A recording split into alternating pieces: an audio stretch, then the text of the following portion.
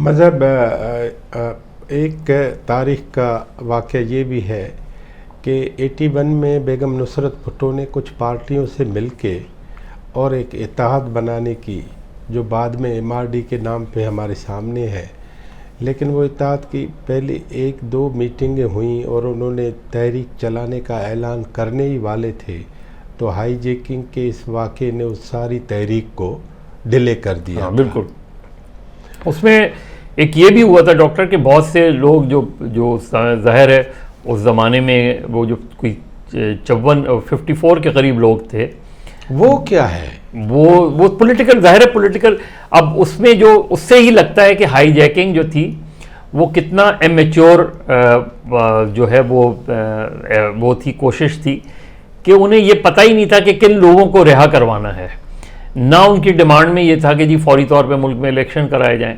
वो सिर्फ लोगों को, जो कुछ लोग उनके नाम थे जिसमें जामा क्लॉथ मार्केट के लोग शामिल थे और भी कुछ लोग थे, तो उन्होंने एक 54 अफराद की, शायद उसमें और कुछ ज़्यादा लिस्ट थी, वो दी उसमें। और उसमें ये जो उस ज़माने में कम्युनिस्ट पार्टी के लोग बंद थे, जाम साखी वगैरह, इनको भी उन्होंने रिहा कराने की उन लोगों ने इनकार कर दिया था। उसमें एक और का वाक़या मुझे एक वक्त फ़रतुल्लाह बाबर साहब ने बताया था कि उनमें से एक गालबन पेशावर के कोई थे, उसकी सज़ा ख़त्म होने वाली थी, यानी उसकी सज़ा ख़त्म होने में कुछ अर्सा था। उसका नाम, उसने कहा कि उनका लगेज भी जो है जहाज़ में डाल दिया गया था, लेकिन मैंने उसको ये कहा कि भाई तुम क्यों जा रहे हो, तुम तो रिहा होने वाले हो। किसका है वो लगेज? मुझे वो उसका नाम याद नहीं आ रहा कि वो पेशावर का, ये मुझे याद था कि पेशावर का वो लड़का था और उसको सज़ा हुई थी और सज़ा ख़त्म होने वाली थी। और फिर उसको उनके कहा कि फिर किसी तरीके से मैंने उसको बचा लिया और वो वापस फिर जेल चला गया और फिर उसके गालबन महीने बाद रिहा हो गया। लेकिन ये कि उसमें भी उनको लिस्ट का भी इस तरीके से नहीं था कि किन लोगों को हमें रिहा करवाना है, किन को नहीं करवाना। तो बहुत से लोग, लेकिन उसमें ज़ाहिर है पीपल्स पार्टी के ज़्यादातर लोग थे, पीपल्स पार्टी के। और ये भी जो लोग बताते हैं कि उधर जब ये पहुँचे हैं, दमास्कस पहुँचे हैं, और उस शाम जब मुर्तज़ा से मुलाकात हुई, मुर्तज़ा ने आके उनसे मिला, तो मुर्तज़ा ने ये कहा कि जी हमारा काम तो ये था कि आपको रिहा कराएं। अब जो लोग हमारी तंजीम के साथ आगे जद्दोजहद करना चाहते हैं वो हमारे साथ आ जाएं, जो नहीं करना चाहते, हमसे इख्तलाफ करते हैं, वो they are free, they can go anywhere. तो उसमें से कुछ लोग थे वो तंजीम का हिस्सा नहीं बनना चाहते थे, तो वो अलग हो गए, बाकी लोगों ने ज्वाइन किया उसमें। और उसके बाद जो हमने देखा, उसके बाद वो बहरहाल पॉलिटिकली मैं समझता हूँ कि वो पाकिस्तान की पॉलिटिक्स का एक बहुत ही ऐसा पीरियड था जिसकी वजह से एक बहुत ही जो अच्छा इत्तेहाद बना था, और इत्तेहाद उस लिहाज से बहुत अच्छा था, उसको नुकसान हुआ। और उसका नतीजा ये हुआ कि जैसे हाईजैकिंग हुई तो MRD की एक जमात फौरी तौर पे निकल गई MRD से। वो गालबन सरदार अब्दुल क़य्यूम की मुस्लिम कॉन्फ्रेंस थी। जो MRD बनी वो भी बहुत एक दिलचस्प वाक़या है।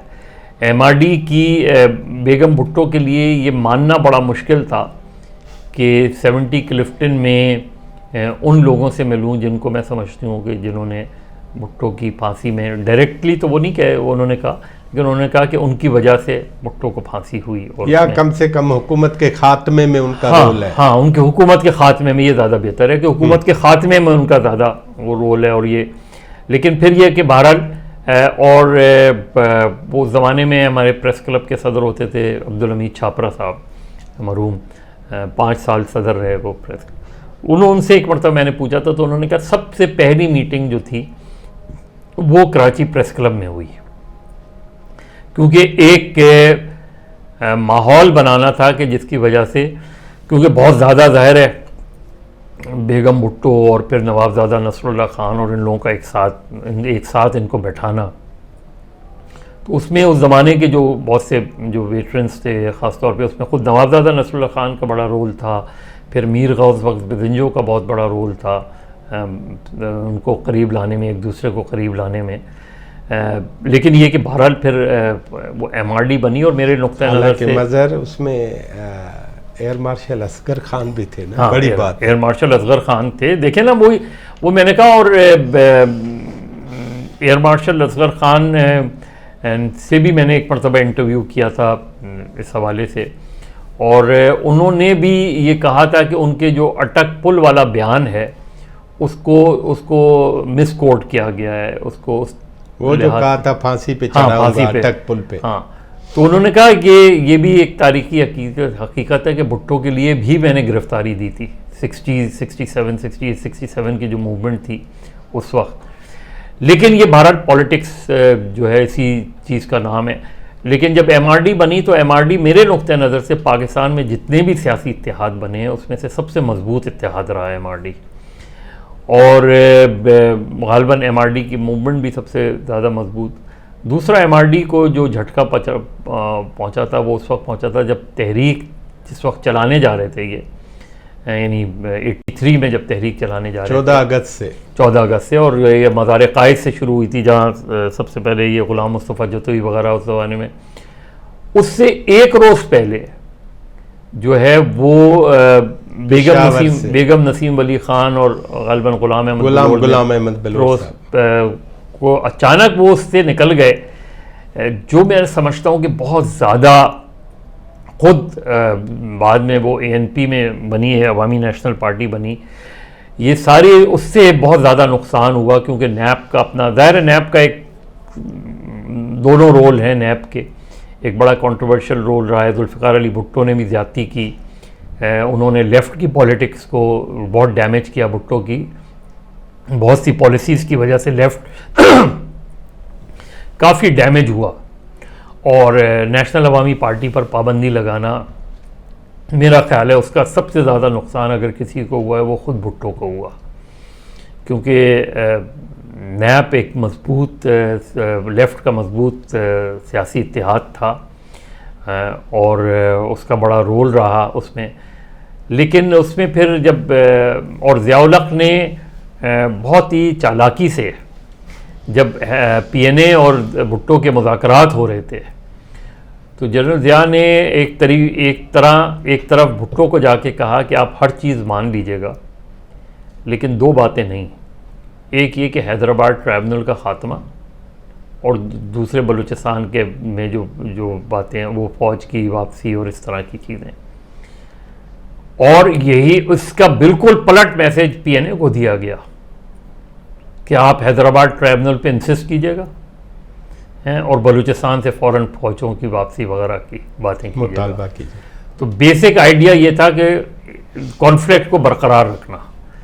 और एक वक्त ऐसा भी आया कि ज़ियाउल हक़ अचानक मीटिंग जब मुज़ाकरात चल रहे थे तो पहुंच गए, और उन्होंने कहा मैं बलूचिस्तान के सिलसिले में आप कुछ बना। तो उस पर नवाबज़ादा नसरुल्लाह ख़ान ने बाकायदा सख्ती से ज़ियाउल हक़ से ये बात की कि हम आपको सुनने नहीं आए हैं, और आपका यहाँ की मौजूदगी जो है हमें काबिल कबूल नहीं है, आप जाएँ यहाँ से। हम गवर्नमेंट की बात सुनने आए हैं, गवर्नमेंट क्या चीज़ें रखती है सामने, क्या नहीं रखती है, वो गवर्नमेंट का काम है। तो भुट्टो साहब सामने बैठे हैं, वज़ीर आज़म सामने बैठे हैं, हम वज़ीर आज़म से बात करने आए हैं, आपसे नहीं आए हैं। तो उनको उसके बाद उनको जाना पड़ा। लेकिन ज़ाहिर है दोनों तरफ कुछ ऐसे लोग थे जिन्होंने PNA और पीपल्स पार्टी के इत्तेहाद में रुकावटें डाली, और जो कुछ हुआ फिर हुआ यही कि जैसे ही मार्शल लॉ लगा तो सबसे पहले हैदराबाद ट्राइब्यूनल ख़त्म किया गया। अब उसमें वली ख़ान वगैरह के एलिमेंट के बारे में ये कहा जाता है कि उन्होंने एक एक्सट्रीम पोजीशन ले ली, यानी उन्होंने उसको वेलकम भी किया, मार्शल लॉ को भी एक तरीके से वेलकम किया गया उसमें।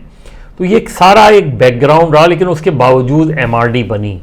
और फिर उसमें 13 अगस्त को जो ग़ुलाम अहमद बलोच और बेगम नसीम वली ख़ान साहिबा का प्रेस कॉन्फ्रेंस है पेशावर में 4 सदा में, वो ये है कि पहले एहतसाब फिर इंतखाब, क्योंकि वही हुआ। और एक मरतबा फिर मौलाना शाह अहमद नूरानी से जब गुफ्तगू हुई थी तो उन्होंने कहा था कि जब 77 के इलेक्शंस हो रहे थे, सारी हमारी भरपूर कैंपेन थी, और हमारा ये पूरा जब कैंपेन जिस दिन ख़त्म हुई है उस दिन जब सारे लीडर्स बैठे हैं, तो हमारा ये था कि हमने बहुत अच्छी कैंपेन चलाई और हमें जो है वो बड़ी नशिस्तें मिलेंगी, लेकिन गालिबन Peoples Party single largest party के तौर पे उभर कर सामने आ जाएगी।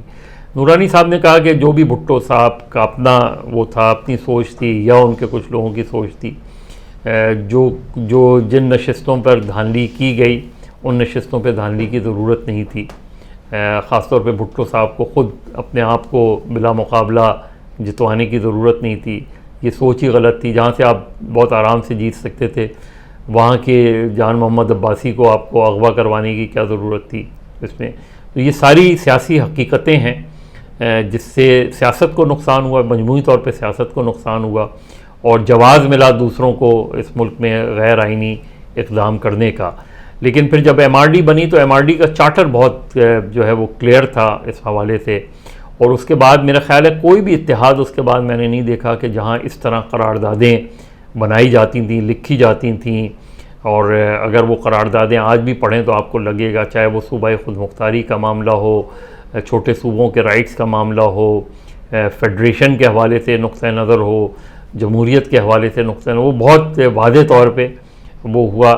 और उसी के मेरा ख़्याल है उस तहरीक का जो आज हम चार्टर ऑफ डेमोक्रेसी या ये सब देखते हैं, उसके पीछे वो MRD की सोच बहुत ज़्यादा थी। बदकिस्मती ये हुई कि जब बेनज़ीर भुट्टो वापस आई, 86 में वापस आई, और बहुत 10 अप्रैल 86 को जो क्राउड, उससे बड़ा क्राउड लाहौर में नहीं देखा गया कभी भी। एयरपोर्ट से लेके मीनार पाकिस्तान तक सिर्फ सर ही सर नज़र आते थे। और ये बात ख़ुद इदरीस बख्तियार साहब, हमारे जो मरहूम साथी थे, उन्होंने बताई। वो लाहौर गए थे ख़ास तौर पे इसे कवर करने, तो उन्होंने कहा कि मैंने इससे बड़ा क्राउड नहीं देखा कभी भी अपनी सियासी तारीख़ में।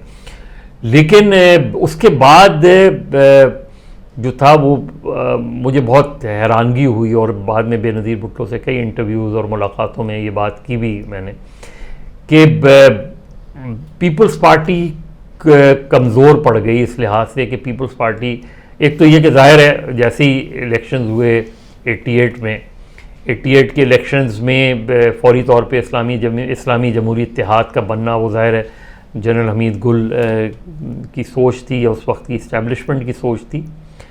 उनसे एक मरतबा मैंने पूछा था हमीद गुल साहब से, तो उन्होंने कहा कि बहुत, और उन्होंने इतराफ़ किया और इतराफ़ करते हुए ये भी बात की कि उस वक्त जो सोच थी वो ये थी फ़ौज के अंदर, ख़ास तौर पे जितना बड़ा क्राउड आया था, कि बेनज़ीर विंडिक्टिव होगी और वो उस मार्शल्ला का और अपने वालिद की फांसी का बदला लेगी किसी न किसी अंदाज में।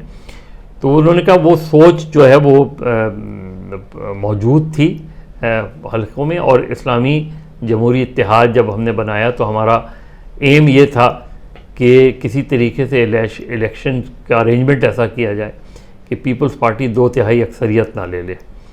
वो ज़ाहिर है अपने नुक्ता नज़र से उन्होंने कहा कि धांधली वानली का नहीं था, लेकिन ये इससे बड़ी धांधली और क्या हो सकती है कि एक ISI का चीफ खुद ये कह रहा है कि मैंने इत्तेहाद बनाया। और उसकी पूरी हैरानकुन बात ये थी कि जनरल हमीद गुल पर कभी भी इस हवाले से कोई केस नहीं बना, हालांकि वो बहुत बड़ी वायलेशन थी, ना विद इन दी आर्मी या विद इन दी इस्टेब्लिशमेंट।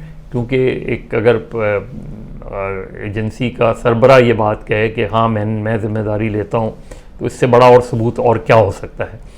लेकिन उसके बाद उनकी बकौल कि जब मैं बेनज़ीर से इलेक्शन के फ़ौरन बाद मिला हूँ तो मेरी बेनज़ीर के हवाले से राय तब्दील हुई।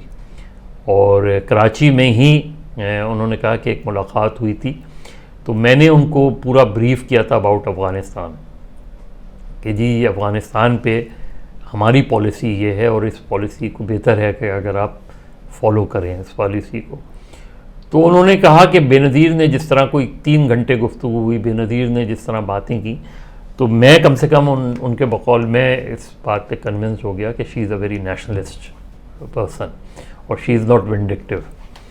और बाद में ये हुआ, लेकिन बेनज़ीर के नुक्ता नज़र से बेनज़ीर को बारे में फिर सियासी राय ये बनी कि बेनज़ीर ने शायद मतलब तमग़े जमहूरियत की कोई ज़रूरत नहीं थी असलम बेग साहब को देने की।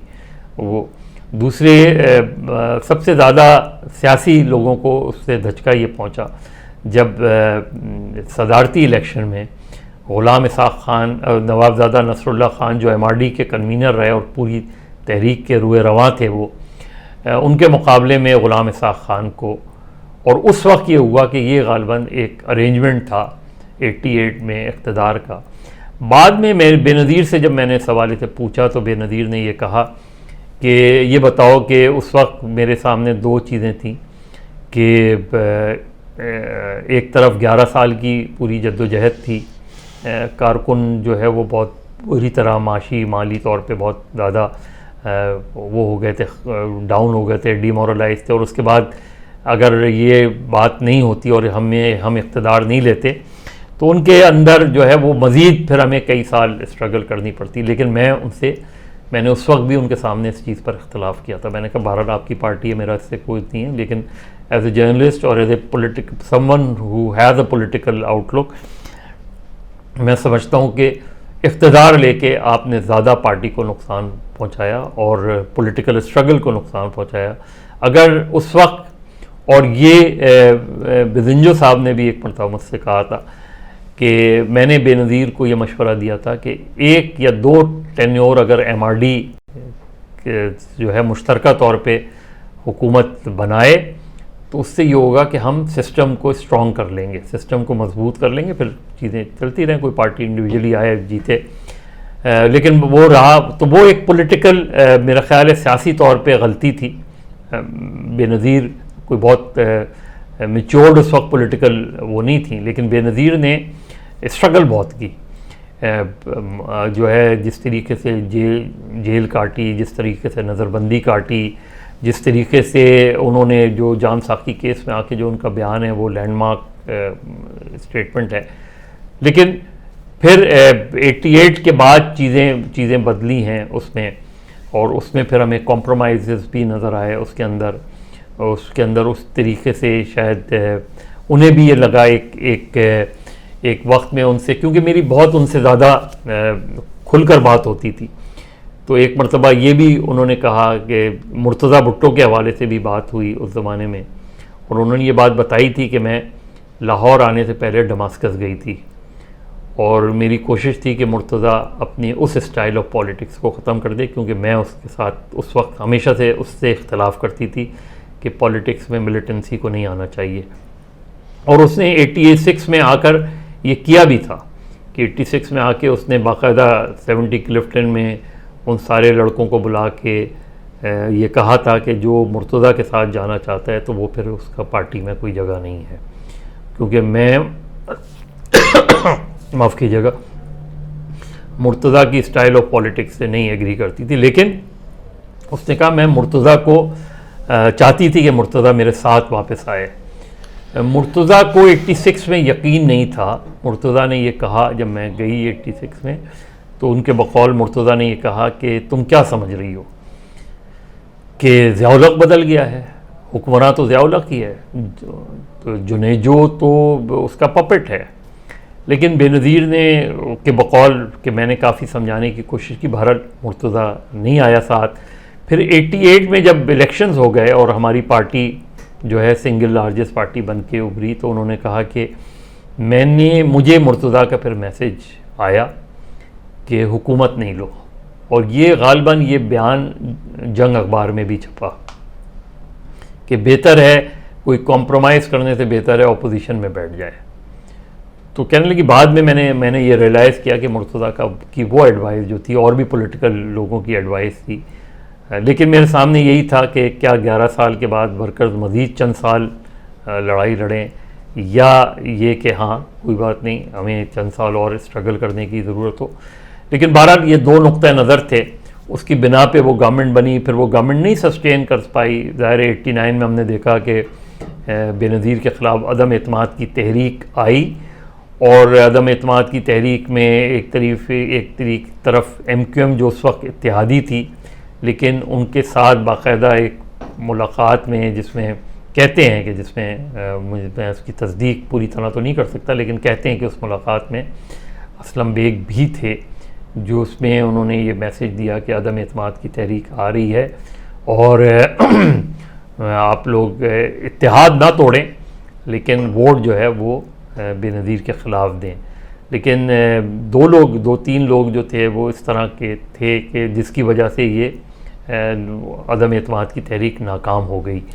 और ये पहली थी कि हालांकि इस्टेब्लिशमेंट वगैरह सब नवाज़ शरीफ को उस वक्त सपोर्ट कर रहे थे, लेकिन अदम एतमाद की तहरीक नाकाम हुई, तो उससे ज़ाहिर है कराची में जैसे एमक्यूएम बहुत डैमेज हुई उसकी वजह से, जब बाद में पता चला कि उनका अंदर से, लेकिन वो ज़ाहिर है उसके बावजूद वो अंदाज़ा हो गया था कि उस वक्त ग़ुलाम इसाक़ ख़ान भी बेनज़ीर के ख़िलाफ़ थे, असलम बेग भी बेनज़ीर के ख़िलाफ़ थे, और वो सारी चीज़ें फिर हमें नज़र आया 6 अगस्त 1990 को जब बेनज़ीर की गवर्नमेंट डिज़ोल्व हुई। तो उस प्रेस कॉन्फ्रेंस में भी मैं था, गालिबन वो कराची में 70 क्लिफ्टन में ही हुई थी 9 अगस्त को, और या बिलावल हाउस में हुई थी 9 अगस्त 88, हाँ बिलावल हाउस में हुई थी 90 में। तो उसमें उन्होंने जो है वो बेनज़ीर ने वाज़े तौर पे ये कहा था पहली मरतबा बिल्कुल खुलकर कि मेरी गवर्नमेंट को मिलिट्री इंटेलिजेंस ने वो किया है उसमें, और वो सारा केस वो था। लेकिन वो जो फिर यही हुआ, उसके बाद जो भी पीरियड रहा है उस पीरियड में पॉलिटिक्स में मुख्तलिफ आरा रही हैं कि जो सियासी जमातें कमज़ोर होती चली गई, मेरे चाहे वो नवाज़ शरीफ हों या बेनज़ीर हों, इनका कॉन्फ्लिक्ट जो चलता रहा, कभी ये इस्तेमाल हुए कभी वो इस्तेमाल हुए उसमें, और उससे जनरली आपकी डेमोक्रेसी जो है वो मजबूत नहीं हो सकी। मैं सर आखिरी बात पूछ रहा हूँ, तो पार्टीज रिपेयर की तरफ तो नहीं जा रही ना, विद इन रिपेयर्स? देखिए रिपेयर वही अगेन, अब फिर मैं वो MRD की बात करूँगा, क्योंकि उस ज़माने में देखिए बहुत ही कद्दावर सियासी शख्सियात होती थी, और उनसे मिलने का और इंटरव्यू करने का मुझे रहा। मैंने बेनज़ीर भुट्टो को इंटरव्यू किया, मैंने बेगम भुट्टो को इंटरव्यू किया, मैंने मौलाना शाह अहमद नूरानी को इंटरव्यू किया, गौस बख्श बेदंजो, वली ख़ान को इंटरव्यू किया, प्रोफेसर गफूर, मुनव्वर हसन, नवाबज़ादा नसरुल्लाह ख़ान, ये वो सारे, शाह अहमद नूर, ये सारे वो लोग थे जो बहुत ही कद्दावर थे, और इनकी आप अगर इनसे सियासी गुफ्तगू करते थे तो उसमें शेर व शायरी भी होती थी, उसमें अदब भी होता था, उसमें सियासी उनका एक नुक्ता नज़र भी होता था, सियासी तारीख भी सामने रख के बात की जाती थी, जो कि बाद में हमें नज़र नहीं आया बात की उसमें। यानी बेदंजो साहब से एक मरतबा जब बिल्कुल उनके आखिरी दिनों में गुफ्तगू रही, जब वो सरतान में पूरी तरीके से उनको, जब मैं आखिरी बार हासिल के साथ उनके जो दूसरे बेटे हैं बिज़न, ये दरख्शां पे CVU के करीब उसके घर में उनसे मिलने में गया, तो वो ऊपर से लेके नीचे तक पीले हुए थे, उनसे सारी गुफ्तगू हुई। तो उस ज़माने में वो उन्होंने 2-3 बड़े अच्छे ऐसे वाक़यात सुनाए। उन्होंने कहा कि जब 73 का आइन बन रहा था तो बीच में ऐसा हुआ कि नैप ने बॉयकॉट कर दिया, और नैप के अंदर जो कम्युनिस्ट थे वो उनका इख्तलाफ था। तो जब वो उन्होंने बॉयकॉट का ऐलान किया तो उन्होंने कहा बेदंजो साहब ने कि रात को मुझे फ़ोन आया भुट्टो साहब का, और भुट्टो साहब ने कहा कि मीर साहब ये जो कम्युनिस्टों को और वली ख़ान और मैंगल वगैरह को समझाएं कि अगर वो बॉयकॉट कर देंगे तो मेरे सामने तो फिर ये जितने भी राइट विंग पार्टीज़ हैं यही बैठी होंगी, तो मैं फिर आइन में वो उस तरह की तरामीम मैं नहीं ला सकता, या उस तरह आइन को बनाने में आपको मेरी मदद करनी चाहिए। तो बेदंजो साहब ने कहा कि मैंने जाके फिर इन लोगों से बात की थी, और मैंने भुट्टो की राय को साहिब जाना, और मैंने इनको भी कन्विंस करने की कोशिश की वो बाद में वो ख़त्म भी हो। लेकिन फिर ज़ाहिर है जो आइन बहरहाल बहुत बड़ा सियासी क़ुव्वतों का कारनामा है 73 का आइन, तमाम तर इख्तलाफात के बावजूद। तो वो सारी चीज़ें वो इन सारे लोगों से जब गुफ्तगू रही, तो अब जो गैप नज़र आता है वो गैप बहुत बढ़ गया। करप्शन पहले पाकिस्तान की पॉलिटिक्स का हिस्सा नहीं हुआ करती थी, अब करप्शन से बाहर पाकिस्तान की पॉलिटिक्स नहीं निकल पा रही। पहले जब आप लोग गिरफ्तार होते थे तो वो होते थे कि उनके घर से पैम्फलेट्स बरामद हुए, अब रकम बरामद होती है, अब जो है उन पे या असला बरामद होता है, या असला तो पहले भी वो होता था। लेकिन असल चीज़ ये है कि ये जो पहले जिनको हम कहते थे कि सियासी मुकदमा, जिन्हें हम कहते थे कि जी आप जुलूस निकाल रहे हैं, वो हैं।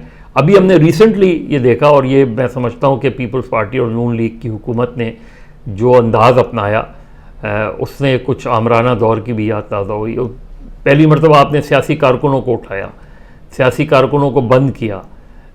उनको आप पीटीआई से इख्तलाफ हो सकता है, आपको इमरान खान से इख्तलाफ हो सकता है, लेकिन अगर आप सियासी लीडरों को, साबिक़ MNAs MPAs को, या उनको चाहे आप MPOs के तहत, बड़े अरसे बाद हमने MPOs के तहत लोगों को बंद होते देखा उसमें।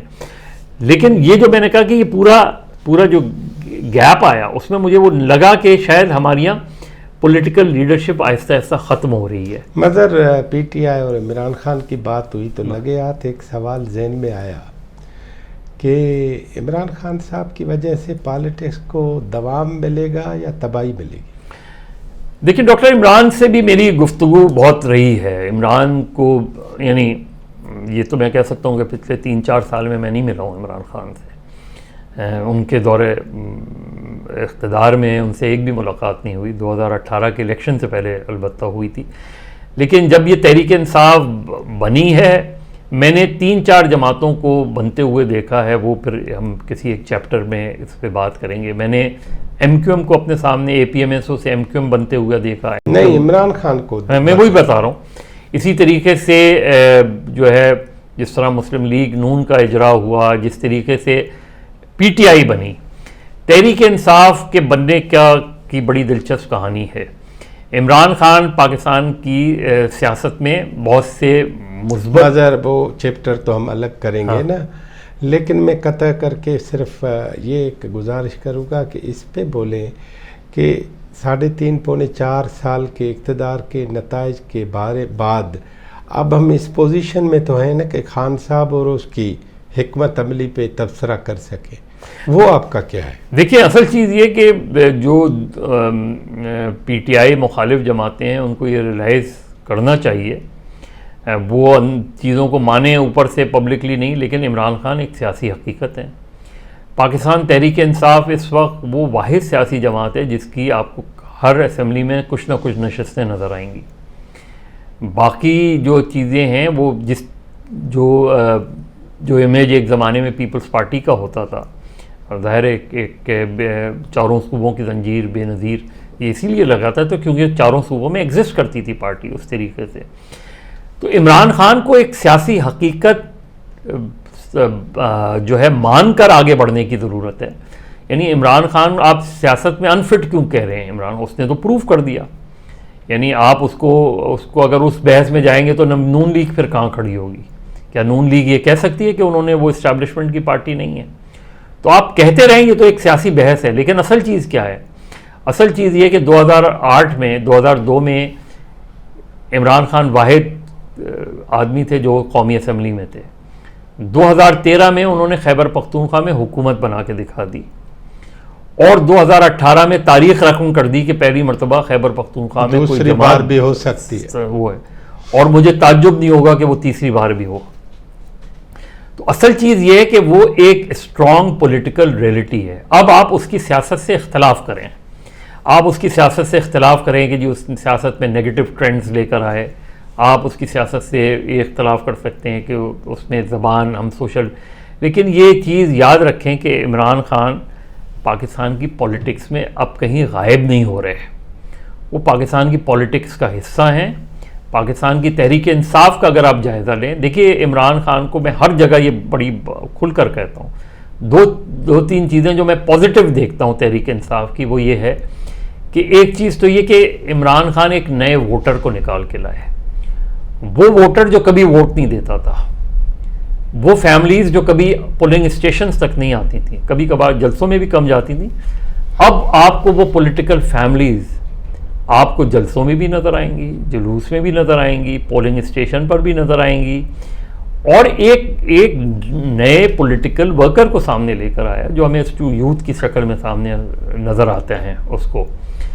तो उन्होंने जो भी किया वो आप उसे एक डेमोक्रेटिक प्रोसेस का हिस्सा कहेंगे कि वो आए, और उन्होंने आप देखें 2013 में कराची में 8 लाख वोट पड़े तहरीक इंसाफ को, और इवन MQM के न सिर्फ हलकों में, स्ट्रॉन्ग हलकों में, अजीज़ाबाद जैसे हलकों में, बल्कि ख़ुद MQM के लोग ये बात करते थे उस ज़माने में कि उनके जो फैमिलीज मेंबर्स थे, जब वो वापस आए तो उन्होंने कहा हमने तो PTI को वोट दिया है।